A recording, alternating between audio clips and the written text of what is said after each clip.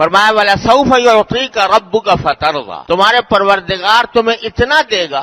دے گا کہ تم خوش ہو جاؤ، تم راضی ہو جاؤ۔ یہ بات کوئی ذات اپنے محبوب ترین فرد ہی سے کہہ سکتی ہے کہ تمہیں ہم اتنا دیں گے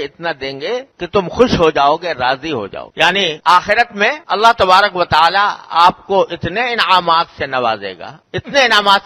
گا کہ پھر آپ مکمل طور پر راضی ہو جائیں گے، آپ کی کوئی خواہش ایسی نہیں ہوگی جو پوری نہ ہو۔ اور یہ سرکار دو عالم صلی اللہ علیہ وسلم کی اپنی امت پر شفقت اور رحمت کا ایک مظاہرہ ہے کہ آپ نے جب یہ آیت سنائی تو صحابہ کرام سے خطاب کرتے ہوئے یہ بھی فرمایا کہ اللہ تعالیٰ نے مجھ سے یہ وعدہ کیا ہے کہ میں اتنا دوں گا کہ تم راضی ہو جاؤ گے، تم خوش ہو جاؤ گے، تو میں اس وقت تک راضی نہیں ہوں گا جب تک کہ میری امت کا ایک فرد بھی جہنم میں موجود ہے۔ اللہ تبارک و تعالیٰ سے یہ درخواست کرتا رہوں گا کہ میری امت کے لوگوں کو، یعنی وہ جو ایمان لائے ہوئے ہیں امت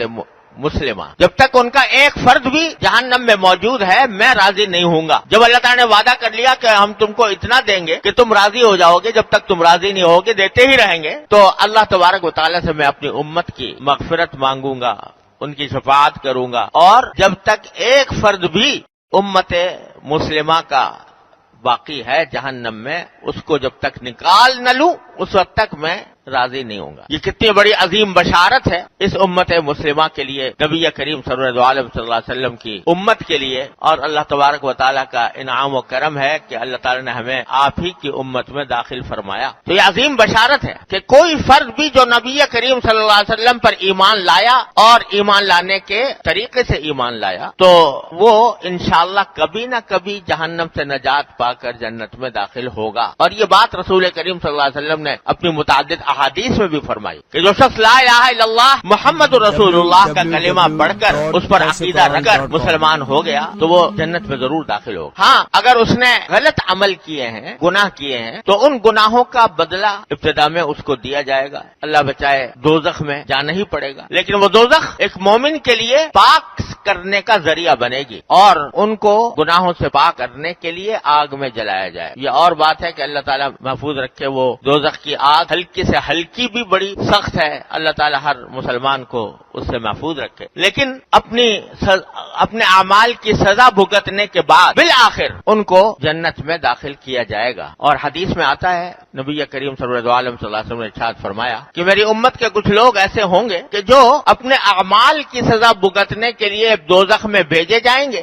اور وہاں دوزخ میں رہتے ہوئے وہ جھلس جائیں گے، اللہ تعالیٰ حفاظت فرمائے، آگ سے جھلس جائیں گے، اور اسی جھلسی ہوئی حالت میں جب وہ اپنی سزا پوری کر چکے ہوں گے تو پھر ان کو نکالا جائے گا، اور نکال کر ان کو پھر اثر نو اللہ تعالیٰ ان کی نشو و نما فرمائیں گے۔ وہ جھلسا ہوا جسم جو آگ سے بری طرح جھلس چکا ہے وہ فرمایا کہ وہیں سے وہ اگنا شروع ہوگا، اور اس طرح اگے گا۔ حدیث میں اس کی مثال یہ بیان فرمائی کہ جیسے سیلاب کے اندر بہتا ہوا کوئی دانہ آ جاتا ہے، چنے کا دانہ مثلا یا کسی اور نباتات کا دانہ، تو وہ جس طرح اگنا شروع ہوتا ہے اور پھر یہاں تک کہ کوپل بنتا ہے، کوپل سے پودا بنتا ہے، پودے سے پھر پورا درخت کی شکل اختیار کر لیتا ہے، تو یہ لوگ جھلسنے کے بعد انہی کے جھلسے ہوئے جسم سے ان کے نشو و نما شروع ہوگی اور وہ کوپل کی شکل اختیار کرتے ہوئے پھر آن کی آن میں تھوڑی ہی دیر میں وہ بالکل بھلے چنگے انسان کی شکل اختیار کر لے، اور پھر ان کو جنت کی طرف لے جایا جائے گا اور پھر جنت میں داخل کیا جائے گا۔ اور جو حضرات شروع ہی سے جنت میں ہیں وہ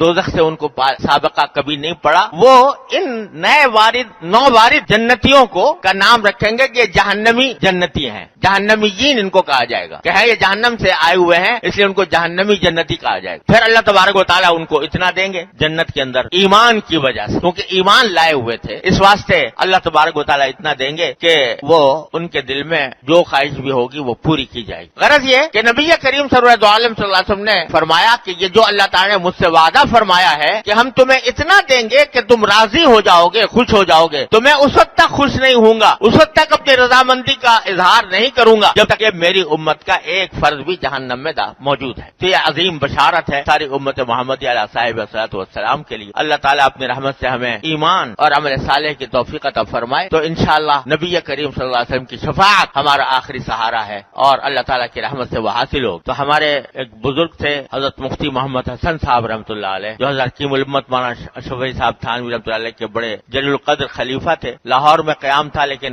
وفات یہاں کراچی میں ہوئی ہے اور سوسائٹی کے قبرستان میں مدفون ہے۔ وہ فرمایا کرتے تھے، بڑے پہنچے ہوئے بزرگ تھے، فرمایا کرتے تھے کہ یہ ایمان بڑی نعمت ہے، ایمان بڑی نعمت ہے، اس ایمان کو بچا بچا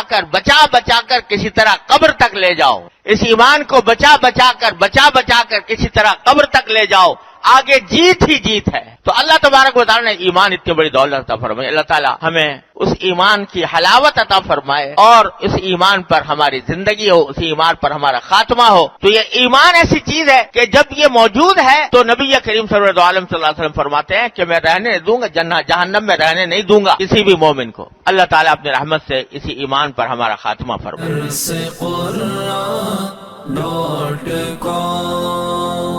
www.darsequran.com